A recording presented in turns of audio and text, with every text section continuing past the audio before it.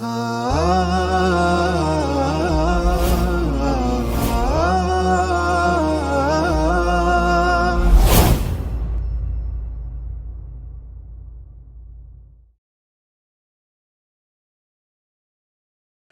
hal-hal yang dimakruhkan sewaktu buang hajat, yang pertama membawa sesuatu yang diagungkan, seperti Al-Quran atau buku hadis. Jangan sampai Bapak Ibu sekalian di kamar mandi, di kamar kecil, kita bawa buku-buku agama, bawa apalagi mushaf misalkan. Ini dilarang, karena wa may yu'azzim sya'airallah, kita harus mengagungkan syiar-syiar Allah, diantaranya adalah mushaf. Bagaimana kalau handphone di dalamnya ada aplikasi Al-Quran? Ya, ini termasuk ada humor Bapak Ibu sekalian. Ada salah seorang syekh ditanya, "Syekh, bagaimana hukumnya masuk ke kamar kecil dengan bawa handphone yang ada aplikasi Qur'annya di dalamnya?" Kata syekh, "Gak apa-apa, kamu hafal Qur'an gak? Paling gak surat-surat Qur'an deh. Qul a'udzu birabbin nas, qul huwallahu ahad." Hafal syekh. Di mana itu? Ya di otak, di dada kita. Nah kata beliau, gimana kamu bisa bawa ke dalam kamar mandi? Ya jadi Bapak Ibu sekalian, yang dilarang di sini adalah Qur'an tadi. Tapi kalau aplikasi dan lain sebagainya di handphone nggak apa-apa kita bawa masuk ke dalam, tinggal di luar bisa hilang Bapak Ibu sekalian. Nah, jadi dilarang untuk membawa sesuatu yang diagungkan, apalagi syiar-syiar agama ke dalam kamar kecil.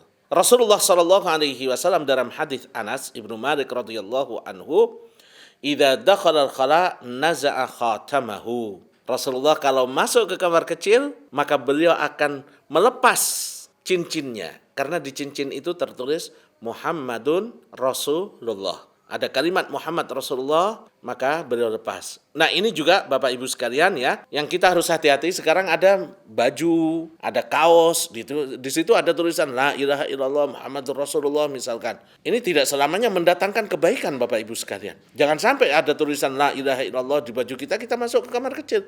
Itu kalimat-kalimat yang diagungkan. Rasulullah Shallallahu Alaihi Wasallam cincinnya ada kalimat Muhammad Rasulullah, maka beliau buka sebelum masuk ke dalam kamar mandi. Yang kedua, dimakruhkan untuk berbincang-bincang atau berbicara pada saat buang air besar. Tapi kalau mandi nggak apa-apa. Jadi kadang Bapak Ibu kalau kita di rumah misalkan, atau di perjalanan dengan kawan-kawan kita di kamar kecil ada orang yang manggil, Fulan misalkan, nyebut nama kita. Atau tanya misalkan, ada tamu misalkan, kamu di mana? Nah, kalau kita mandi, nggak apa-apa berbincang-bincang. Tapi kalau sedang buang air, terutama air besar, nggak boleh kita berbicara, makruh hukumnya. Dari hadits Abu Sa'id Al-Khudri radhiyallahu anhu, Rasulullah sallallahu alaihi wasallam bersabda, "La yakhrujur rajulani yadribanil gha'ita kashifaini auratahuma yatahaddatsan." Kata Rasulullah, jangan sampai ada dua orang yang sedang buang air besar dalam keadaan telanjang lalu berbincang-bincang ngobrol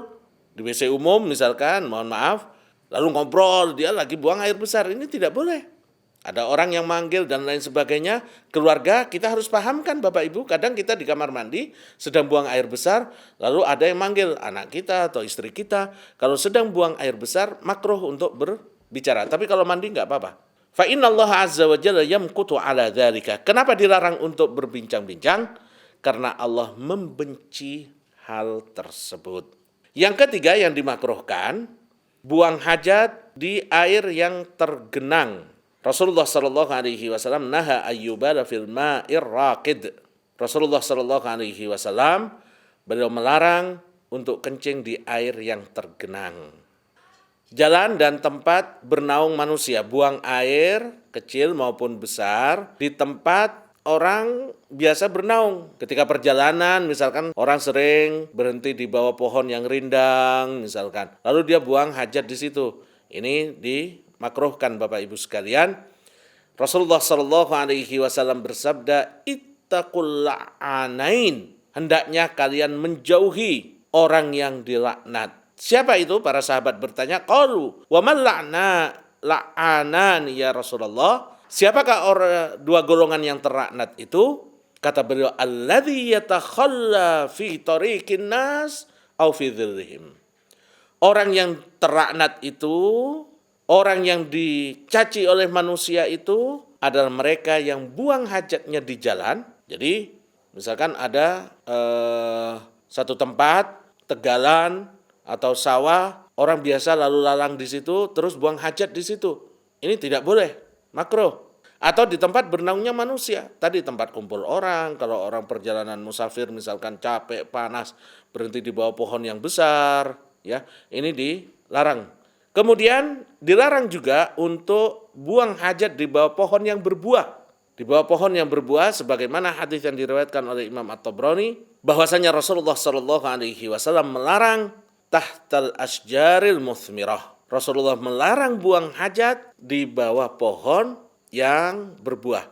Jadi misalkan pohon tadi ada di sekitar rumah kita misalkan, bukan tempat bernaungnya manusia, atau di tengah hutan misalkan, tapi pohon itu berbuah. Nah, ini dilarang bagi kita untuk buang hajat di tempat-tempat yang berada di bawah pohon yang berbuah. Yang terakhir, hal yang diharamkan saat kita buang hajat, yaitu menghadap ke Ka'bah atau kiblat atau membelakanginya. Nah, Bapak Ibu sekalian, di sini para ulama memang berbeda pendapat tentang buang hajat di luar bangunan, menghadap ke kiblat tapi di luar bangunan, dengan kalau kita buang hajat di kamar mandi atau kamar kecil yang tertutup, apakah ini juga dilarang? Maka kami anjurkan Bapak Ibu sekalian, kalau Bapak Ibu sekalian mau bangun rumah, mau bangun asrama, mau bangun masjid, dipesankan betul ke arsitek, ke tukang, bikin tempat buang airnya itu jangan sampai menghadap atau membelakangi kiblat. Kalau di Madinah, syarriku au gharibu, hadaplah ke barat dan ke timur, karena Madinah di sebelah utara kota Mekah. Maka tempat buang air, kloset itu di Madinah tidak boleh menghadap ke selatan karena itu menghadap kiblat, atau menghadap ke utara karena itu membelakangi kiblat. Tapi hendaknya menghadap ke timur atau ke barat. Ini di Madinah yang ada di sebelah utara kota Mekah. Kalau kita di Indonesia karena ada di sebelah timur kota Mekah, maka bikin toiletnya itu sebaiknya menghadap ke utara atau menghadap ke selatan karena kiblat kita ada di sebelah barat. Jadi ini dalam mazhab Syafi'i diharamkan Bapak Ibu sekalian untuk buang hajat dengan menghadap ke arah kiblat atau membelakanginya. Yuk ikut jadi orang tua asuh untuk lebih dari 5.000 penghafal Al-Quran.